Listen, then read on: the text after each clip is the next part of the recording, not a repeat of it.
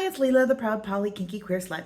Today I want to talk to you about the psychology of want versus need. So we all know we need things. We have needs, and things that are not necessarily just for life safety feel like needs. They're things we have to have in order to feel safe, in order to feel secure, in order to be our best selves. But much as we would like this to be different, people do not actually act in our own self-interest.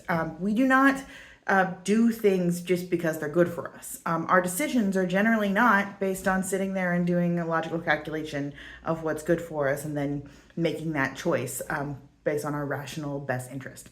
That is not how the human brain works. As a matter of fact, most of the time when people make those choices for those reasons, they don't stick with them. So like, for example, think about trying to hold to a diet that you don't want to do, but that you need to do because it's healthier for you and it will help you be healthier, or because your doctor said you had to. Most of the time, those things don't work out because they're based on doing what you have to do instead of what you want to do.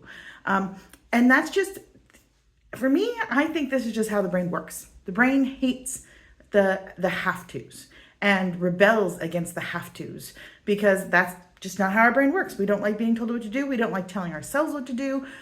We do not have the ability to actually do what we need. But of course, we all want to have our needs met. We all, life is better when your needs are met. And we all, that's kind of how you move forward, is finding ways to get your needs met. One way that I have found to do that is to turn those needs into wants, to pay attention to what you want, not what you need. Because ultimately, what we humans do most of the time is what we want. So, for example, I need lots of sex. I want lots of sex.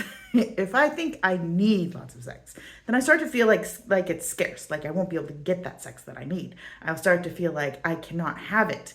I need it. I need it. I need it. And then there gets to be a desperation about trying to get it. Whereas if my approach is, I want more sex, then I start doing the things that make me feel sexy and the things that satisfy that want, that craving, spending time with people in places where I feel sexy and powerful. And next thing you know, I'm having more sex and it satisfies that need.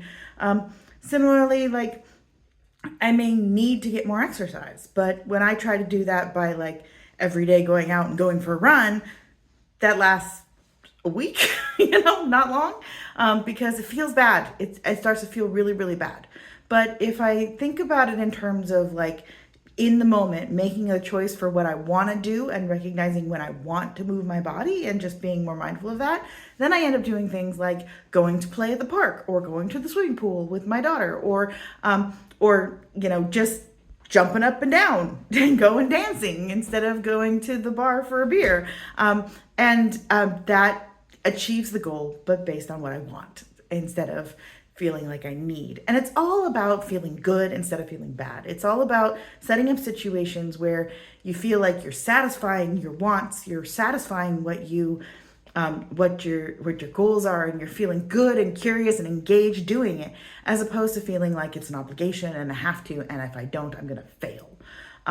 It's okay to fail. It's good to fail. Failure teaches us a lot more than success teaches us, but it feels bad to feel like you're failing and like you're a failure.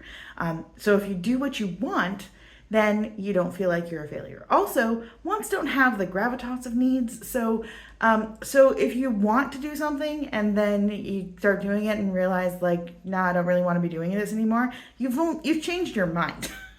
Which is much lower stakes than not satisfying a need. So whatever makes it easier, whatever takes that obligation off and allows things to be more fun and more engaging, will get you better results. So, as we are in New Year's resolution season and all of that, maybe instead of thinking about what you need to change this year, maybe think about instead, what do I want to do right now?